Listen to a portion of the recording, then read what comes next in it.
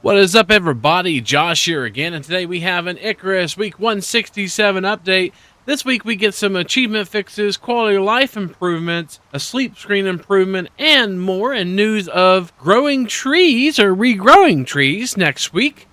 Let's get into it, shall we? Icarus Week 167, quality of life and fixes. We got the achievement fixes for bosses, a sleep screen with improvements, and more. Now, a hard boss and mission achievements have been fixed, and they've added more detail to the sleep screen for bigger prospects. And they discuss a feature that has been requested forever since the beginning of Icarus, and that is tree growth, which is basically going to come next week, hopefully, if everything goes well. This week's notable improvements are as follows. They fixed the issue where the game would suffer from persistent frame drops after interacting with the orbital exchange interface. They increased XP gain from killing world bosses significantly. Dirt and stone buildings now take damage when in lava as intended, and you can no longer place cakes on walls, frowny face. They increased the zoom level on the map to double the current amount, which is awesome. Remove the level lock on the Arctic Armor talent, Big Game Hunter talent, and Ghillie Armor blueprints, and Arctic Armor blueprints. And world boss icons have been updated to more accurately reflect their state. They updated the bestiary overview page to show the biomes of creatures in addition to their image, and adjusted meshes to the desert to use forest shadows, which increases the shadow quality visuals. I think that might be like that little annoying box around in the desert. They made adjustments to the shadows on floor torches to reduce the performance impact, and adjusted muzzle flash and smoke on most guns as it causes unnecessary obstruction of the player's view. And they also removed an exploit where you could use a shovel on a dirt building piece to collect unlimited dirt. You can no longer do that. So sadly, you can no longer put cakes on the wall. It'll say it's too steep now, but you can still put them on the floor if you want to. Floor cake.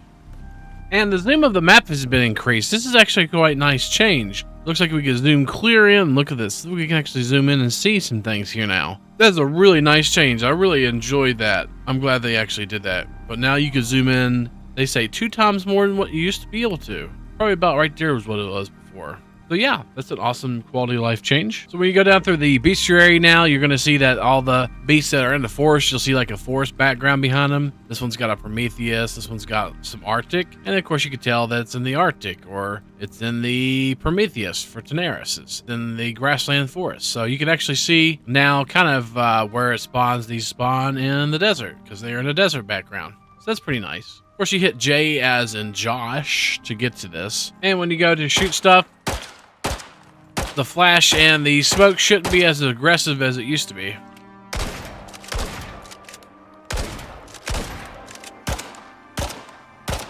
And finally we have dirt, and it's not supposed to survive lava anymore.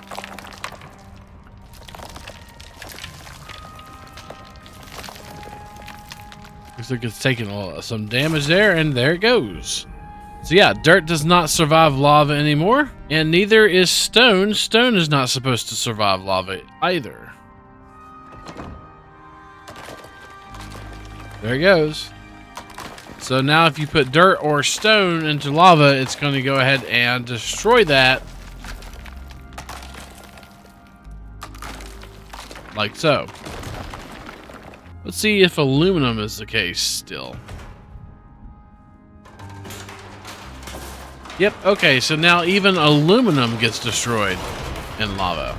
So it looks like the only thing that actually stands up to lava anymore, unfortunately, is the Scoria brick and Scoria, which has been in this cave for ever since Prometheus has been here. We used to use a lot of aluminum. You can still put aluminum over top of lava, but you can't actually put it in lava anymore, which is unfortunate. And you used to be able to dig dirt and get unlimited dirt, and now you can no longer do that.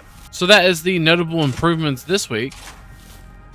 They also say that this week they fixed their achievements. There's several achievements like Sticks and Stones and Zero to Hero that weren't actually giving credit on Steam. Now they are. And also the bigger they are, the harder they fall. And Leader of the Pack and Sting Operation should now give you the proper achievement, where if you had something that got the last hit on the boss, it wouldn't give the achievement credit. Now it does. So basically they fixed the achievement, and you should be able to get all the achievements now. Honestly, the one thing they added this week is this week's sleep screen quality of life. So they've added a small quality of life improvement to the sleep screen to see if somebody is sleeping or not, and this can help on larger prospects quickly track down who you are waiting for and to dish out some well-earned condemnation, which is amazing. We're going to use that probably when we stream. So we'll show you how that works a little bit real quick. So we're going to demonstrate, my lovely wife here is going to help me demonstrate the beds and the new tail to tell who's sleeping and who's not. So we have a little icon here next to the sleeping screen. Whenever you go to sleep, you can see there's a little bed icon for people who are laying down in the bed and a red icon. The name is red for everybody who is not. Somebody is not sleeping. It shows you who is not sleeping. So if they go ahead and go to sleep now,